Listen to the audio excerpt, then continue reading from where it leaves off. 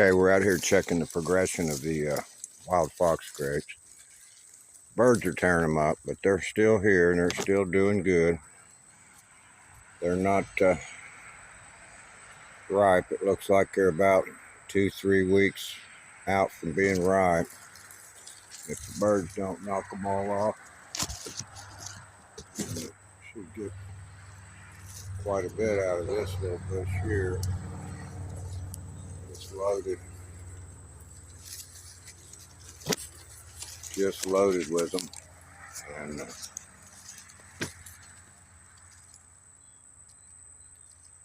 you start to see them turning. So I've really got to keep an eye on them because they'll disappear. Just see, there's one. It's getting ripe. They'll disappear as fast as they come on.